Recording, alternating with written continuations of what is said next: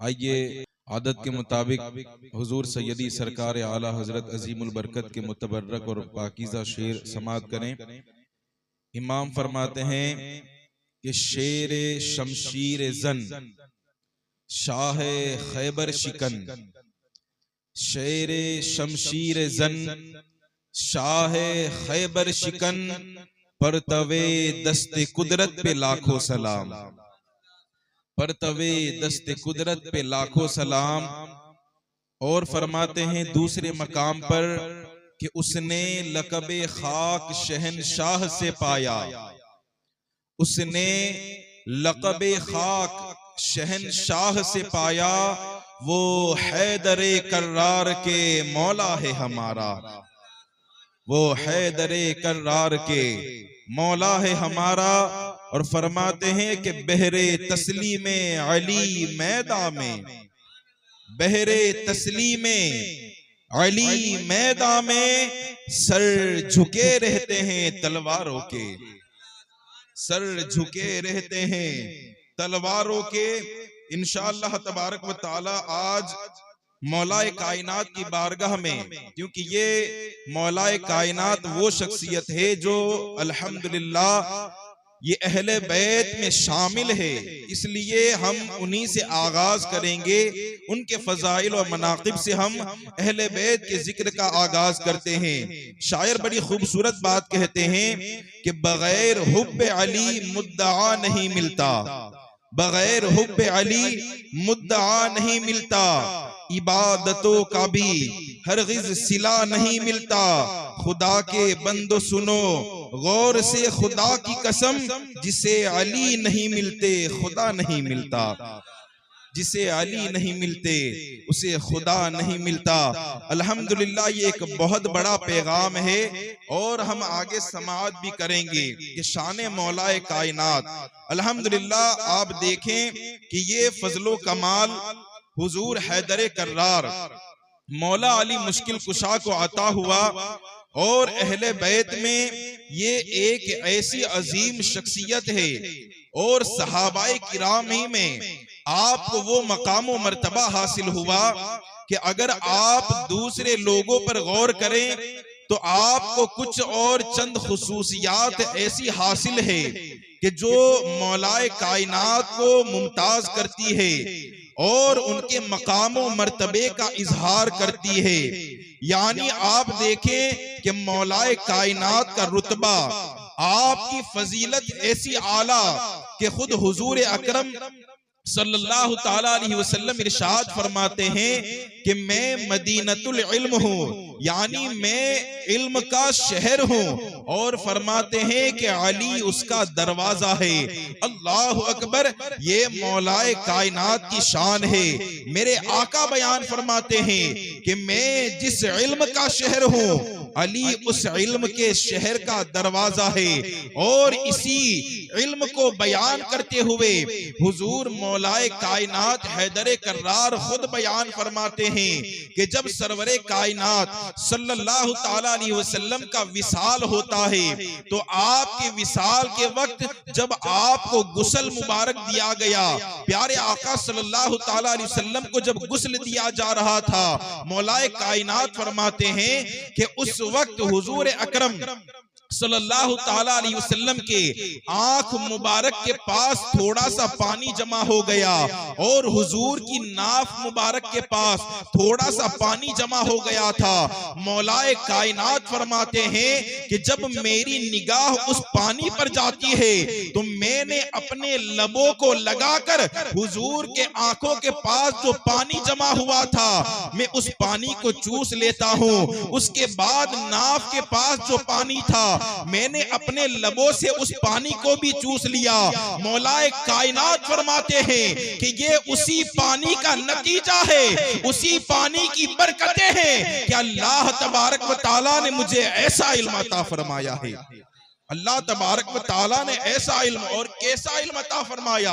मौलाए कायनात खुद बयान फरमाते हैं कि मुझे ऐसा इल्म अता हुआ कि कुरान पाक का तमाम इल्म, कुरान पाक का तमाम इल्म, और कुरान में कितना इल्म है, कुरान में खुद मौजूद है कि कुरान रब फरमाता है ज़ालिकल किताबु ला रैब फी, ये वो रोशन किताब है जिसमें पहले तो शक व शुबा की कोई गुंजाइश ही नहीं। उसके बाद दूसरे मकाम पर आता है कि ये वो किताब है जिसमें हर चीज का रोशन खुला हुआ बयान है, यानी कुरान में हर बात का इल्म मौजूद है। मौलाए कायनात फरमाते हैं कि मुझे ऐसा इल्म हासिल है कि कुरान का पूरा इल्म जो है वो बिस्मिल्लाहिर्रहमानिर्रहीम में पाया जाता है। अल्लाहु अकबर। अब यहाँ से अंदाजा लगाएं कि आपका इल्म कैसा होगा कि कुरान का पूरा इल्म आप फरमाते हैं बिस्मिल्लाह में है, और बिस्मिल्लाहिर्रहमानिर्रहीम का पूरा इल्म ये बिस्मिल्लाह की बा में है, और उस बा का पूरा इल्म बा के नुक्ते में है। और मौलाए कायनात फरमाते हैं कि उस नुक्ते का नाम हैदर कर्रार मौला अली मुश्किल कुशा है। उस नुक्ते का नाम मौला अली मुश्किल कुशा है। ये आपके इल्म का आलम है और आपका इल्म ऐसा। अल्लाह अकबर। रावी बयान करते हैं कि जब आप अपने घोड़े पर सवार होते तो अल्लाह ने ऐसा इल्म नवाजा था, अभी आप जीन पर सवार होते कि आप एक नकेल से दूसरे में कदम रखते तो इतने से वक्त में आप कलाम पाक को पूरा खत्म कर दिया करते, कलाम पाक को पूरा खत्म कर दिया करते। हैरत होती है, जैसी हैरत हमें हो रही है कि इतने से वक्त में कुरान पाक को मुकम्मल करना, पूरा कुरान पाक पढ़ लेना, ये कैसे मुमकिन हो सकता है। यहाँ पर हजरत शहाबुद्दीन एक रिवायत बयान करते हुए नकल करते हैं कि वो तो मौलाए कायनात है, वो तो वलियों के सरदार है, वहां से तो विलायत तकसीम होती है। लेकिन यहाँ पर एक बुजुर्ग की बात बयान करते हुए आप फरमाते हैं कि मैंने एक बुजुर्ग को देखा कि जब वो खाना काबा के सामने होते तो लोगों में ये मशहूर हो गया था कि ये जो बुजुर्ग है ये खाना काबा में जब ये तवाफ शुरू करते तो वहां पर हजरे असवद से तवाफ शुरू होता है। फरमाते हैं हजरे असवद से तवाफ शुरू करते और खाना काबा का दरवाजा जहां मौजूद है वहां पर जब तक आते तो आपका एक कुरान खत्म हो चुका होता, आपका एक कुरान खत्म हो चुका होता। वो फरमाते हैं कि मुझे भी हैरत हुई तो मैं एक दिन इसी को देखने के लिए बड़ी गौर से खाना काबा के सामने बैठा, और जिन लोगों ने उसका दीदार किया है वो लोग जानते हैं कि हजरे असवद में और खाना काबा के दरवाजे में कोई लंबी मसाफत नहीं है बल्कि चंद कदम का फासला है, और यहाँ से निकलो तो दरवाजा सामने आता है। ये खाना काबा का नक्शा हमने तो देखा नहीं, फोटो वगैरह में देखा है, लेकिन दुआ है अल्लाह उस खाना काबा का दीदार हम सबको नसीब फरमाए। तो वो बयान करते हैं कि मैं एक दिन इसी इंतजार में रहा कि अब मैं देखूंगा कि ये किस तरीके से मुकम्मल कलाम पाक खत्म करते हैं। तुम जैसे ही उन्होंने तवाफ शुरू किया, अब मेरी निगाहें उन पर लगी हुई है, मैं उनको देखता चला जा रहा हूं, और जैसे ही उन्होंने पढ़ना शुरू किया, अभी यहां से हजरे असवद से तवाफ शुरू हुआ, कहते हैं बिस्मिल्लाहिर्रहमानिर्रहीम, और यहां से अलहम्दु से सूरत को शुरू किया। वो कहते हैं मैंने एक एक लफ्ज को मैं उनके होठों पे देख रहा था और उनका तवाफ चल रहा था। मैंने क्या देखा कि मैं एक एक लफ्ज देख रहा हूं कि उन्होंने वो खाना काबा के दरवाजे के पास पहुंचने से पहले पूरा कलाम पाक खत्म फरमा दिया, पूरा कलाम पाक। तो आप जरा सोचें कि जब सदियों बाद उनके गुलामों का ये हाल है तो मौलाए कायनात के इल्म का हाल क्या होगा, मौलाए कायनात के इल्म का हाल क्या होगा।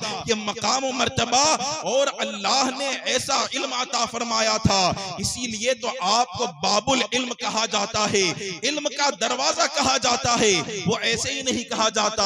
और अल्लाह अकबर, आपको अबू तुराब कहा जाता है। इसके इसके ज़िम्न में, इसके पस मंजर में रावी बड़ी खूबसूरत बात बयान फरमाते हैं कि आपको जो लक़ब अबू तुराब मिला वो इस वजह से अता हुआ कि प्यारे आका सल्लल्लाहु ताला अलैहि वसल्लम एक मर्तबा हजरत फातिमा के घर तशरीफ ले गए और आप मौला अली की तलाश में थे। हजरत मौलाए कायनात को आप ढूंढ रहे थे। आप अपने बेटी के घर पर पहुंचे, वहां जाकर पूछा क्या अली घर पर मौजूद है? हजरत फातिमा सैयदा तैयबा ताहिरा अर्ज करती है या रसूल अल्लाह वो तो घर पर मौजूद नहीं है, घर से बाहर गए हुए हैं। मेरे प्यारे आका घर के बाहर निकलते हैं, मौला अली को तलाश कर रहे हैं। यहाँ पर क्या देखते हैं कि एक मिट्टी का ढेर लगा हुआ है।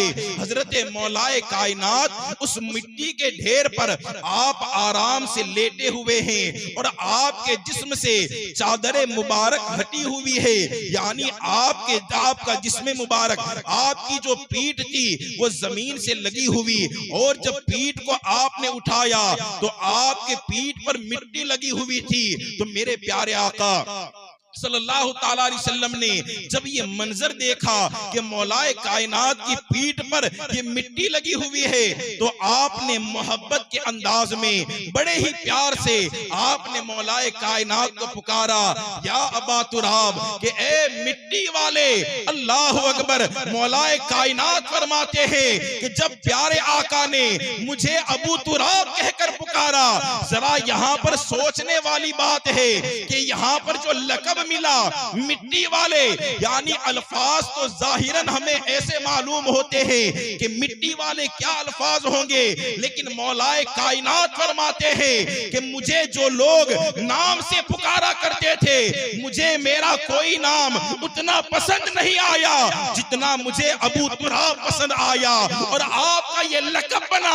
इसी को मेरे इमाम फरमाते हैं कि उसने लक़बे खाक शहनशाह से पाया, वो हैदरे कर्रार के मौला है हमारा, वो हैदरे कर्रार के मौला है हमारा। तो मौलाए कायनात ने ये लक़बे खाक जो पाया ये शहनशाह से, यानी हमारे आका से पाया है। और ऐसी रिफ़ाते आपका मकाम ऐसा, रावी बयान करते हैं कि आप बचपन ही से सरवरे कायनात सल्लल्लाहु ताला अलैहि वसल्लम की किफ़ालत में सौंप दिए गए थे, यानी जब आपकी विलादत हुई, रिवायत में आता है जब प्यारे आका की उम्र शरीफ 30 साल थी, जब मौलाए कायनात की विलादत होती है, और वहां पर जब आप पैदा हुए तो आपका जब पैदाइश का वक्त था उस वक्त कहत साली का मौसम था।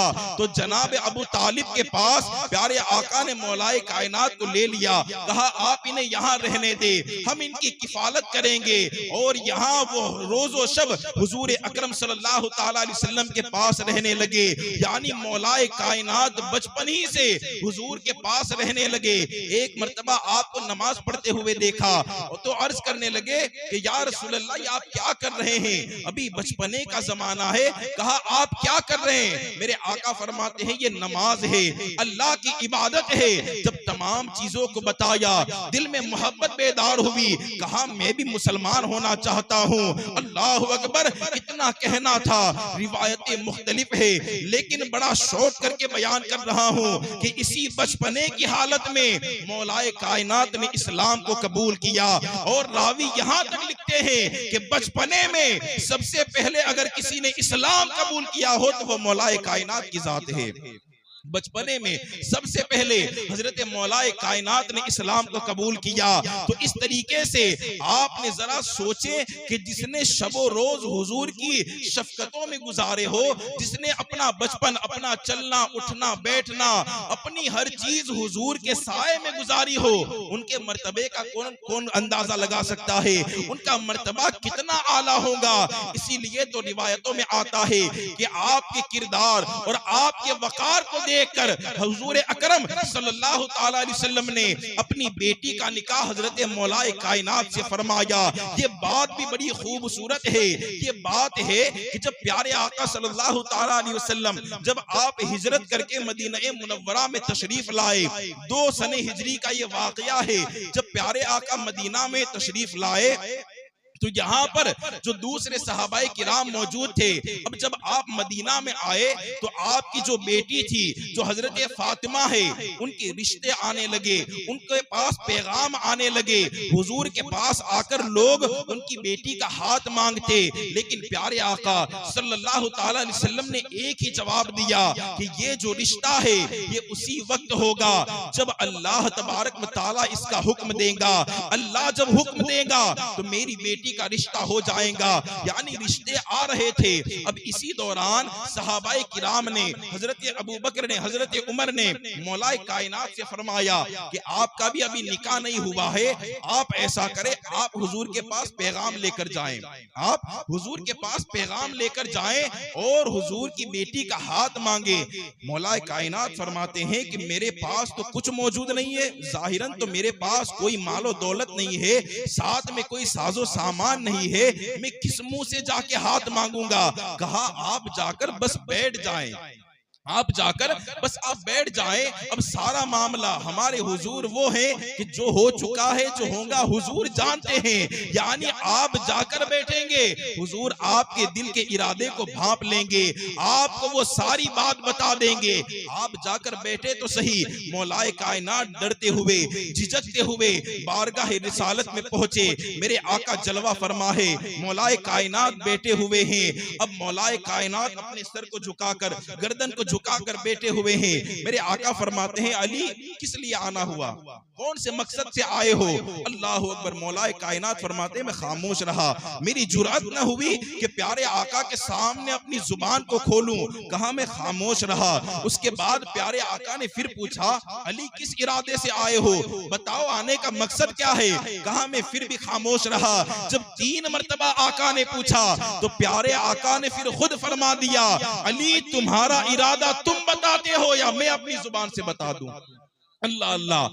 मेरे आका फरमाते हैं, अली तुम्हारा इरादा तुम बताते हो या मैं अपनी जुबान से बता दूं? तो मेरे प्यारे आका सल्लल्लाहु ताला अलैहि वसल्लम इरशाद फरमाते हैं, अली मेरी बेटी का हाथ मांगने आए हो, फातिमा का हाथ मांगने आए हो, जाओ मैं तुम्हें खुशखबरी सुनाता हूं कि अल्लाह तबारक व तआला ने तुम्हारा रिश्ता जमीन पर नहीं बल्कि आसमान पर तय फरमा दिया है। तुम्हारा रिश्ता ये आसमान पर तय हो चुका है।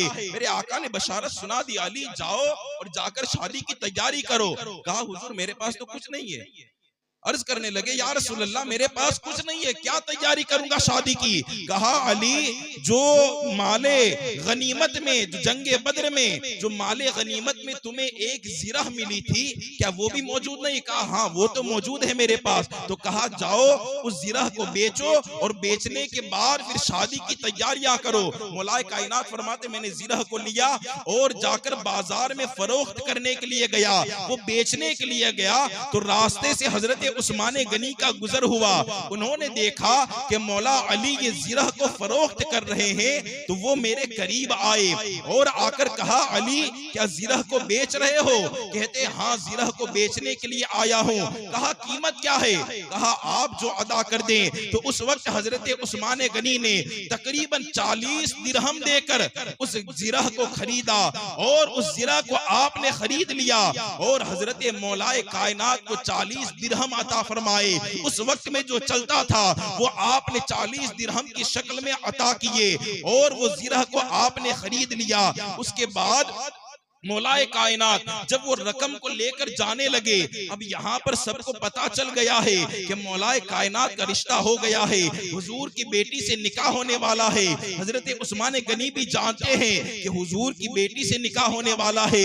आप मौलाए कायनात को बुलाते हैं और बुलाने के बाद हजरत मौलाए कायनात की बारगाह में आप वो जिरह को पेश करते हुए कहते हैं, ए अली लो ये उस्मान की जानिब से तुम्हें ये शादी का तोहफा पेश करता हूं, उस्मान की जानिब से तुम्हें ये शादी का तोहफा पेश करता हूं। जरा सोचे कि ये मदद करने का और किसी की हेल्प करने का ये कैसा अनोखा अंदाज है। हम अगर यहाँ वाक़िए करबो बला अगर सुनने के लिए बैठे हैं तो हमें सीरत नबवी से, सहाबा की सीरत से कुछ ऐसे पहलू भी हासिल करने चाहिए जो हमें सीरत में काम आए। वो तमाम सहाबाए किराम ने जो ये तरीका अपनाया था, ये किससे अपनाया था? था, ये जो पूरा तरीका सीखा था, ये तरीका किससे सीखा? हमारे आका से सीखा था कि अगर किसी की मदद करनी हो, अगर किसी की आप हेल्प कर रहे हो तो इस तरीके से हेल्प करो कि अगर किसी की मदद कर रहे हो, किसी पर एहसान कर रहे हो तो एहसान जताया मत करो। आप इस तरीके से मुस्कुराते हुए ऐसे एहसान करो कि सामने वाला आपके सामने सर उठाकर बात कर सके। आज तो एहसान जताकर फिर हाल ये होता है उसे दबाया जाता है कि इस पर तो मेरा एहसान है।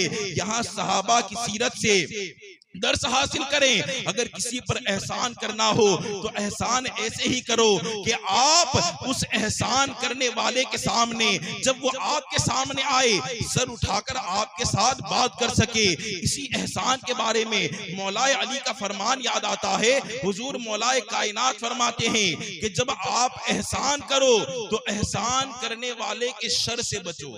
एहसान करो तो एहसान करने वाले के शर से बचो। यानी यहाँ पर भी एक पैगाम मौजूद है, एहसान करने वाले के शर से बचो। यानी उसके बाद जो वो आपको नुकसान पहुंचाने वाला, एक तो आप अपने एहसान का तरीका बदल दो। अगर आपका तरीका सही हो गया तो उसके बाद आपको कोई मुजाहिमत नहीं होगी। इसी की मिसाल में एक बड़ा खूबसूरत वाकया जहन में आ रहा है, बाद में अगर गया तो जहन से निकल जाएगा। जब हुजूर अकरम सल्लल्लाहु ताला अलैहि वसल्लम देखें कि एहसान कैसा होता है, एहसान जो हम करते हैं ना, वो एहसान का तरीका कैसा होना चाहिए। जब प्यारे आका सल्लल्लाहु ताला अलैहि वसल्लम एक गज़वे से वापस आ रहे हैं, अब रास्ते में आप अपनी ऊँटनी पर सवार है। अब वहां पर वही रास्ते में हजरत जाबिर बिन अब्दुल्ला रज़ी अल्लाह ताला अन्हु जो सहाबी रसूल है, आपकी ऊँटनी लागर कमजोर हो गई तो आप ऊँटनी के सामने बैठ गए और ऊँटनी को उठाने लगे, लेकिन अब वो उठने को तैयार नहीं, क्योंकि वो कमजोर हो चुकी थी, उसके पांव में जान नहीं रही, अब वो चलने के काबिल नहीं रही। तो प्यारे आका सल्लल्लाहु ताला अलैहि वसल्लम तशरीफ लाए और देखा कि सहाबी रसूल का ये हाल है। तो आप सहाबी रसूल से पूछते हैं, ए जाबिर क्या हुआ, क्या मामला पेश आया? कहा या रसूल अल्लाह, गज़वे से वापस आ रहे हैं, मेरी ऊँटनी लागर हो गई है, मेरी ऊँटनी कमजोर हो गई है। बड़ी गौर से ये बात सुनना और इससे दर्स हासिल करना, बड़ी खूबसूरत बात है। मेरे आका फरमाते हैं, जाबिर क्या हुआ? कहते हैं या रसूल अल्लाह, ऊँटनी बीमार हो गई, वो चलने के काबिल नहीं रही। मेरे आका सल्लल्लाहु ताला अलैहि वसल्लम अपनी ऊँटनी से नीचे तशरीफ लाए। उसके बाद आपके हाथ में जो असा मौजूद था, आपने उस असे से ऊँटनी पर थोड़ी सी ज़रबे लगाई।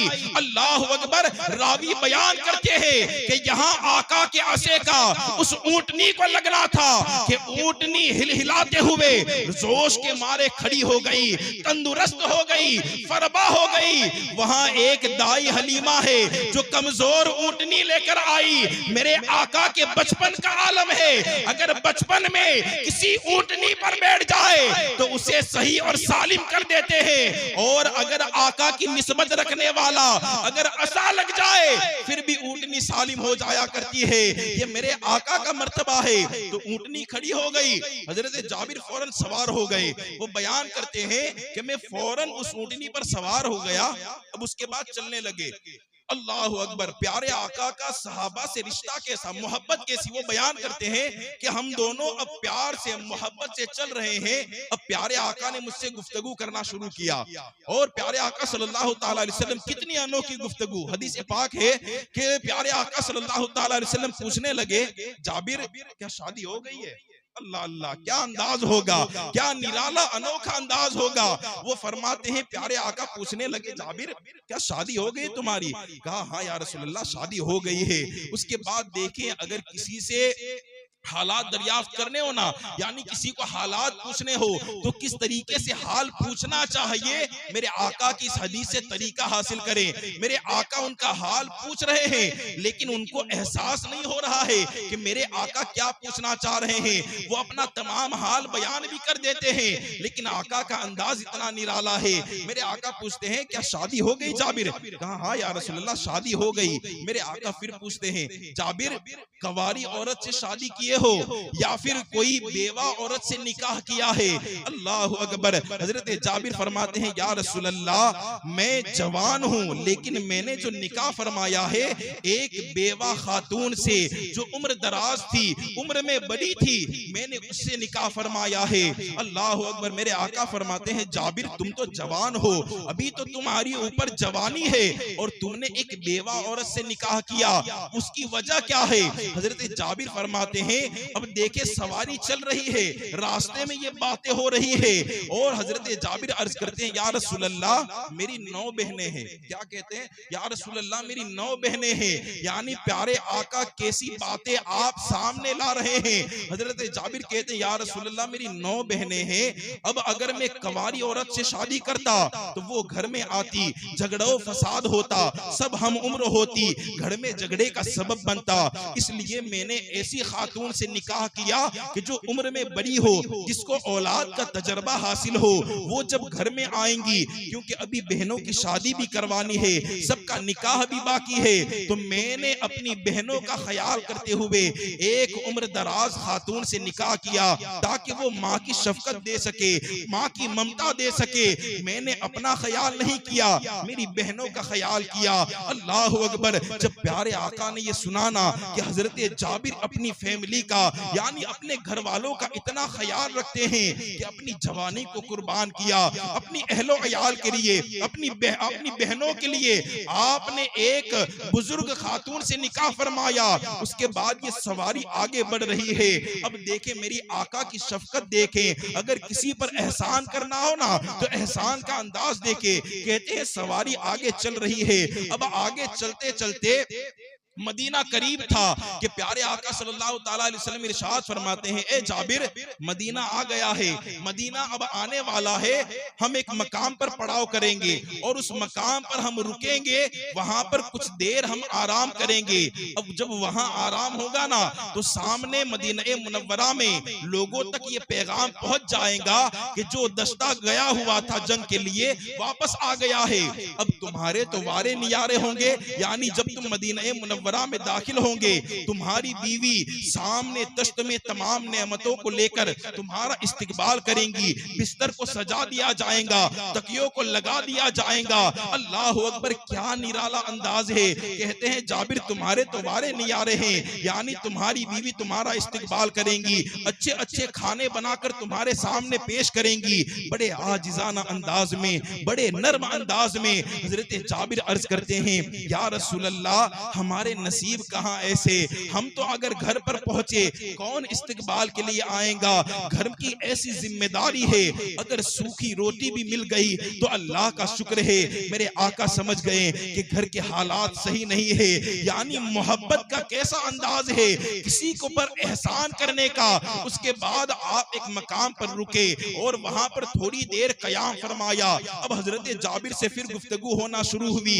अब ऊँटनी सामने खड़ी है, मेरे आका ने अब देख लिया, सारे हालात को परख लिया कि ऐसे ऐसे हालात मौजूद है, सहाबा का ख्याल कैसा। अब प्यारे आका सल्लल्लाहु ताला अलैहि वसल्लम हजरत जाबिर से फरमाते हैं ए जाबिर क्या ये ऊँटनी बेचोगे, तुम्हारे पास जो ऊँटनी मौजूद है क्या ऊँटनी बेचोगे? कहा या रसूल अल्लाह अगर हुक्म है ना, अगर आपका हुक्म है तो आप इस ऊँटनी को रख ले। मेरे आका फरमाते नहीं ऐसे ही नहीं रखना, मैं रकम अदा करूंगा। फरमाते हैं 1 दिरहम देता हूँ, आप ये ऊँटनी मुझे दे दे। हजरत जाबिर बड़े मुस्कुराते हुए गर्दन को झुकाते हुए अर्ज करते या रसूल अल्लाह अगर हुक्म है ना, वापस कहता हूँ अगर आपका हुक्म है आप ऐसे ही रख ले, लेकिन 1 दिरहम आका 1 दिरहम ये ऊँटनी ये मेरी एक ही ऊँटनी है, 1 दिरहम में कैसे दूं? मेरे आका फरमाते जाबिर 2 दिरहम ले लो। कहा आका 2 दिरहम आपका हुक्म हो ऐसे ही रख लो। मेरे आका फरमाते 4 दिरहम 5 दिरहम आका बढ़ाते जा रहे हैं, यहाँ तक कि मेरे आका फरमाते हैं ए जाबिर 40 दिरहम देता हूँ, ये ऊँटनी मुझे फरोख्त कर दो। अब 40 दिरहम उस वक्त में बहुत माने जाते चाहते थे। जब हुजूर ने 40 फरमाया, अब हजरत जाबिर ने कहा या रसूल अल्लाह, अब सौदा पक्का हो गया, अब सौदा पक्का हो गया, अब यहाँ पर डील हो गई। लेकिन हजरत जाबिर फिर अर्ज करते हैं, या रसूल अल्लाह सौदा हो गया है, लेकिन मेरी एक शर्त है। कहा क्या शर्त है? कहा मैं ऊंटनी आपके हवाले उसी वक्त करूंगा जब हम मदीना में पहुंच जाएंगे। जब मदीना में पहुंचेंगे और उसके बाद मैं अपने घर पे जाऊंगा, सारा साजो सामान उतारूंगा, उसके बाद ऊंटनी आपके हवाले करूंगा, क्योंकि अगर सौदा हो गया तो फौरन देनी पड़ेगी। इसलिए पहले ही शर्त रख दी कि मेरी ये शर्त है, अगर ये कबूल हो तो 40 दिरहम में आप ऊंटनी ले ले। प्यारे आका ने कबूल फरमाया। कहा सौदा हो गया है। मदीना मुनव्वरा में पहुंचे। हजरत जाबिर बिन अब्दुल्लाह अपने घर पे गए, पूरा साजो सामान उतारा और उतार कर घर में रखा। अब ऊंटनी को लेकर बारगाह रिसालत में हाजिर हो गए। या रसूल अल्लाह सौदा हुआ था, ऊंटनी अब तुम्हारे हवाले है। तो प्यारे आका सल्लल्लाहु ताला अलैहि वसल्लम हजरत बिलाल को बुलाते हैं, ए बिलाल इधर आओ, और ये जो तुम्हारे भाई जाबिर यहाँ पर खड़े हैं, इनको 40 दिरहम अदा कर दो और कुछ उसके सिवा भी अता कर दो, यानी उसके ऊपर भी कुछ अदा कर दो। अल्लाह अकबर, ये कितना निराला अंदाज है। यानी कुछ ऊपर से अता करना ये खुद हमारे आका की सुन्नत है, कुछ ऊपर से दे देना ये हमारे आका का मेयार है। आपने देखा होगा कि कुछ अरसा पहले, यानी अगर आप थोड़ा सा रिवर्स करें ना, थोड़े जमाने पहले आप चले जाए तो ये दस्तूर हमारे बड़ों में पाया जाता था, आज भी होता है इल्ला माशाअल्लाह। यानी अगर आप कहीं बाजार में चले जाएं, सब्जी खरीदने गए, सब्जी खरीदी, उसमें साथ में धनिया भी डाल दिया, आटा खरीदने गए, थोड़ा आटा हो गया वजन, थोड़ा आटा और डाल दिया। यानी ये पहले बड़ों का दस्तूर होता था कि जब वो कुछ देते या बेचते तो वो ऊपर से और डाल दिया करते। लेकिन आज हाल अगर देखा जाए ना, तो आज हाल तो ऐसा है, एक तो वजन काटे, वजन वाले ऐसे वो नंबर वाले आते हैं ना, वो नंबर वाले जब से आए ना तो एक दाना भी ज्यादा नहीं मिलता। नंबर वाले जब से आए हैं एक दाना भी ज्यादा नहीं मिलता, और एक दाना भी ज्यादा गिर गया फौरन निकाल लिया जाता है। ये आज का हाल होता है। और लेकिन पहले के जमानों में आपने भी आजमाया होगा कि पहले ये होता था कि अगर कुछ मांगा जाए तो वो और ज्यादा अता करके देते थे। तो यही हाल यहाँ पर हुआ कि हजरत जाबिर जब आए तो प्यारे आका ने हजरत बिलाल को बुलाया, और बुलाने के बाद कहा, बिलाल जो तुम्हारे भाई आए हैं, जाबिर आए हैं, उन्हें 40 दिरहम दे दो और ऊपर से इजाफा करके थोड़े और अदा कर देना। अल्लाह अकबर। हजरत बिलाल ने 40 दिरहम निकाले, ऊपर से और इजाफा करके और ज्यादा करके उसके बाद हजरत जाबिर को अता कर दिए। अब हजरत जाबिर बड़े खुश होकर और बड़े खुशी के आलम में आप अपने घर की जानिब बढ़ रहे हैं। ये एहसान करने का तरीका है। उसके बाद करम देके हुजूर का कि हजरत जाबिर खुश होकर जा रहे हैं। मेरे आका बिलाल को बुलाते, बिलाल इधर आओ, और बुलाने के बाद फरमाते हैं जाबिर को बुलाओ और बुलाने के बाद ये ऊंटनी उन्हीं को तोहफा कर दो। अल्लाह अकबर। ये मेरे आका का करम है कि मेरे करीम से गर कतरा किसी ने मांगा, दरिया बहा दिए हैं, दुर्बे बहा दिए हैं। हजरत जाबिर कहते हैं मैं हाजिर हुआ, हुजूर ने मुझे वो ऊंटनी भी तोहफा कर दी, 40 दिरहम भी दिए, उसके ऊपर और दिरहम भी दिए। ये एहसान करने का तरीका होता है। गोया कि हजरत जाबिर जब रास्ते में जा रहे होंगे तो मारे खुशी के यही पुकार रहे होंगे कि कुर्बान में उनकी बख्शिश के अभी मकसद भी जुबान पर आया नहीं, बिन मांगे दिया और इतना दिया दामन में हमारे समाया नहीं, दामन में हमारे समाया नहीं। यानी ये एहसान करने का तरीका होता है। अगर किसी पर एहसान करो तो वो तुम्हारे सामने सर उठा सके। यानी सीरत रसूल से हमें ये पहलू भी मिलते हैं। तो हजरत मौला कायनात ने उस ज़िरा को बेचा और उसके बाद वापस तोहफा हो गया। उसके बाद आए और आपका निकाह हजरत फातिमा से हुआ, मस्जिद नबवी में निकाह होता है। उसके बाद आप हजरत फातिमा को लेकर आपकी रुखसती होती है, और जहेज में क्या साजो सामान दिया गया, 2 चक्कियां है और 2 मटके मौजूद है और कुछ दूध रखने के लिए बर्तन है, एक मशकीजा है। ये थोड़े से जहेज के साथ प्यारे आका ने हजरत फातिमा की विदाई फरमाई और एक चारपाई दे दी। यानी ये जहेज और ऐसा सादा निकाह आपने फरमाया। आज हमने निकाह को जहेज दे करके हमारे निकाह को मुश्किल कर दिया।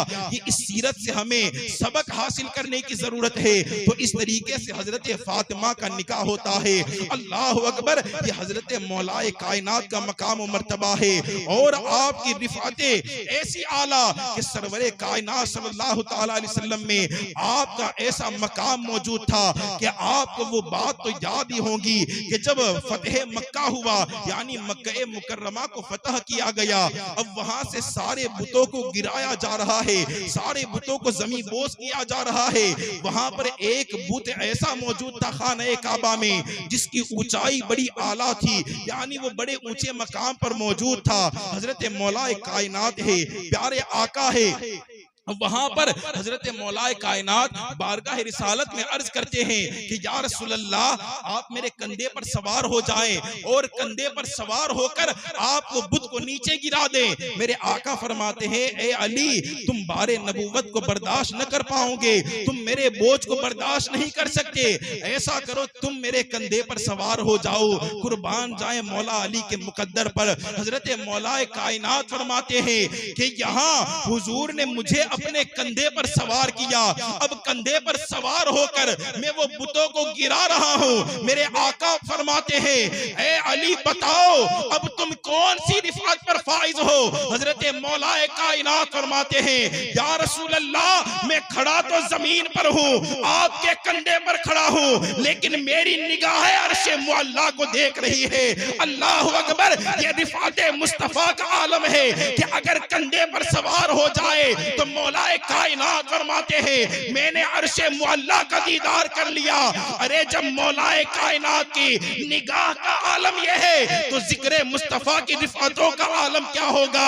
मेरे इमाम इसी को बयान करते हुए फरमाते हैं कि या रसूल अल्लाह, ये फर्श वाले तेरी शौकत का उलू क्या जाने, खुशरवा अर्श पे उड़ता है फरेरा तेरा।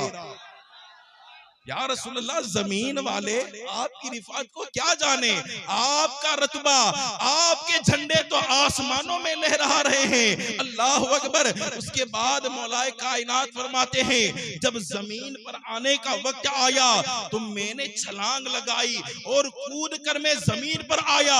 अब जैसे ही जमीन पर आया ना तो मैं मुस्कुराने लगा। तो प्यारे आका ने कहा, अली मुस्कुरा रहे हो, वजह क्या है? तुम एक तो कूद गए हो, मुस्कुरा रहे हो, वजह क्या है?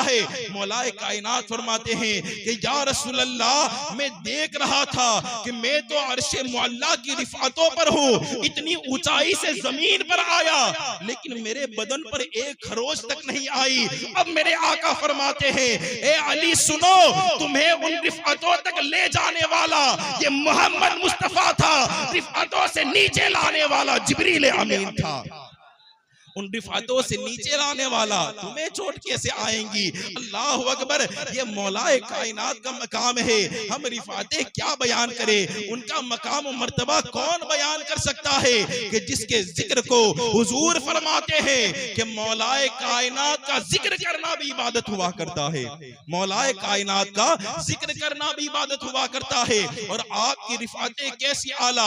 मारिजुन नबुवा में ये रिवायत मौजूद है, रावी कहते हैं कि जब कयामत का मैदान होगा और उस कयामत के मैदान में हाल ये होगा कि हुजूर अकरम सल्लल्लाहु तआला अलैहि वसल्लम जब तशरीफ लाएंगे तो एक तो हुजूर की आमद, वहां पर बरोज़े कयामत हुजूर की आमद, रावी कहते हैं और शायर तो कहता है कि जुल्फ लहरा के जब वो आएंगे तो फिर कयामत में एक और कयामत होगी। अल्लाह अकबर। और इमाम, वो इश्क का इमाम तो कहता है कि काश महशर में जब उनकी आमद हो और भेज सब उनकी शौकत पे लाखों सलाम, मुझसे खिदमत के कुदसी कहे हाँ रजा, मुस्तफा जाने रहमत पे को सलाम। रावी कहते हैं जब हुजूर की कयामत में आमद होगी तो प्यारे आका सल्लल्लाहु तआला अलैहि वसल्लम जब आप तशरीफ लाएंगे तो आपको लिवाए हम्द दिया जाएगा, यानी हम्द का लिवाए हम्द का झंडा दिया जाएगा। अब जो उसके नीचे आ गया वो जन्नती हो गया। यहाँ पर रावी कहते हैं कि उसके बाद तमाम लोग सलहा सालिहीन मोमिनीन तमाम लोग वो झंडों के नीचे आना शुरू होंगे और उसकी रिफात यानी उसकी चौड़ाई बयान करते हुए रिवायत में आता है वो झंडा इतना चौड़ा होगा कि 3 शक्ल में बना होगा, 3 लहरों में बना होगा। उसकी सबसे पहली लकीर पर लिखा होगा बिस्मिल्लाहिर्रहमानिर्रहीम, दूसरी लकीर पर लिखा होगा अल्हम्दुलिल्लाहि रब्बिल आलमीन, तीसरी लकीर पर लिखा होगा ला इलाहा इल्लल्लाह मुहम्मदुर रसूलुल्लाह सल्लल्लाहु तआला अलैहि वसल्लम। कहते हैं कि जब वो लहराएगा तो मशरिक से मगरिब यानी पूरी अर्ज़े जमीन को, पूरी रुए जमीन को वो अपने साए में ले लेगा। ऐसा लिवाए हम्द का वो झंडा होगा। अल्लाहु अकबर। आप सोच रहे होंगे कि यहाँ मौलाए कायनात का मकाम क्या है। अब आप रिवायत आगे सुने, मारिजुन नबुव्वा में बयान करते हैं कि उसके बाद जब हुजूर अकरम सल्लल्लाहु ताला अलैहि वसल्लम जब वो झंडा लेंगे तो फिर अल्लाह तबारक व तआला हुक्म देगा कि अब बताओ मेरा शेर अली कहाँ है। अल्लाह अकबर। मौलाए कायनात को बुलाया जाएगा और उसके बाद जो झंडा है लिवाए हम्द का झंडा वो हजरत मौलाए कायनात के सुपुर्द कर दिया जाएगा।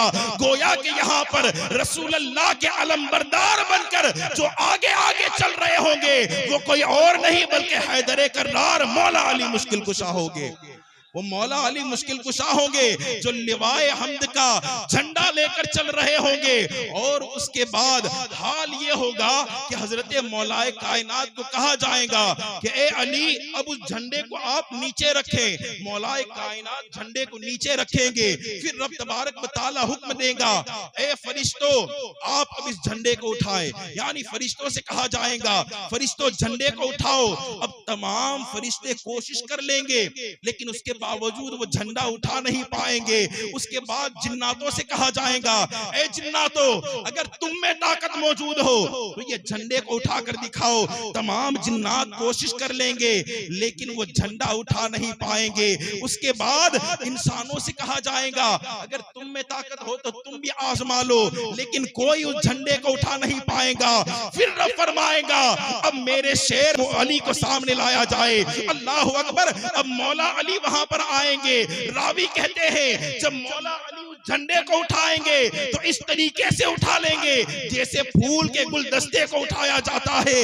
इतनी आसानी से आप उस झंडे को उठा लेंगे। जरा सोचे यहाँ ताकते हैदरी का आलम क्या है जिस झंडे को कोई नहीं उठा सकता। मौलाए कायनात एक हाथ से उस झंडे को उठाकर चल रहे हैं।